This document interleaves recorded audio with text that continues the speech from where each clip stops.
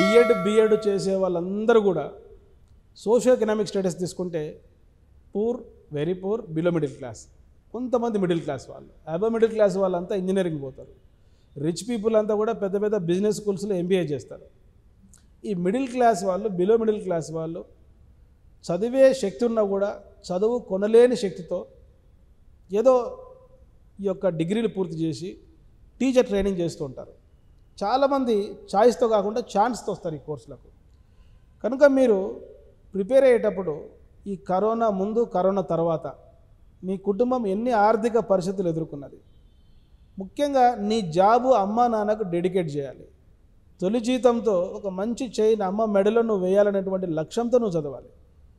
చూడండి, ఒక్కసారి teacher job వస్తే మీరు ఈ సమాజంలో 3 ఆర్లు ఎంజాయ్ చేయొచ్చు. మొదటి ఆరు ఏంటంటే రెమ్యునరేషన్, నిలకడగా 50,000 జీతం వస్తుంది.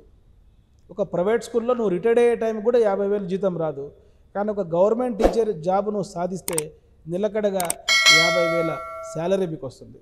రెండవది రెప్యుటేషన్.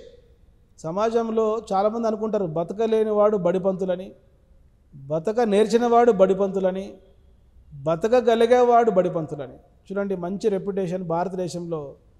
తరగతి గదుల్లో బతుకు మార్చేవాడే బడిపంతులు. కనుక ఒక గవర్నమెంట్ టీచర్కు సొసైటీలో వాల్యూ ఉంటుంది. తర్వాత రిలాక్సేషన్, రిక్రియేషన్ ఉంటుంది. ఒక సాఫ్ట్వేర్ ఇంజనీర్ జాబ్ చేసే వాళ్ళని చూడండి, ఎప్పుడు ఈ సిస్టమ్స్ ముందు కూర్చొని పనిచేసే వాళ్ళని చూడండి, వాళ్ళకు డబ్బులు ఎక్కువ వస్తాయి కానీ డబ్బులతో పాటు జబ్బులు కూడా ఎక్కువ ఉంటాయి. ఒక టీచర్ మానసిక శ్రమ చేయాలి, శారీరక శ్రమ చేయాలి. ఒక 5 గంటలు నిలబడి పాఠం చెప్పాలంటే శారీరక శ్రమ. ఒక 5 బుక్స్ చదివి చెప్పాలంటే ఎప్పుడు బ్రెయిన్కు మనం పని కల్పిస్తూ ఉండాలి.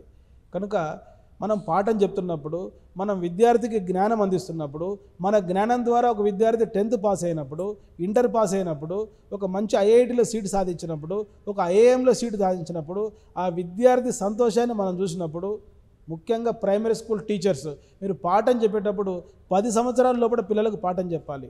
అమాయకులు, ఎటువంటి కల్మషం లేని వాళ్ళు, వాళ్ళ మొహాలు చూస్తుంటే, వాళ్ళ నవ్వులు చూస్తుంటే ఎంతో ఆనందం కలుగుతుంది తరగతి గదుల్లో. అందుకే కొడారి అంటాడు, భారతదేశ భవిష్యత్తు తరగతి గదుల్లో తీర్చిదిద్దబడుతుంది అంటాడు.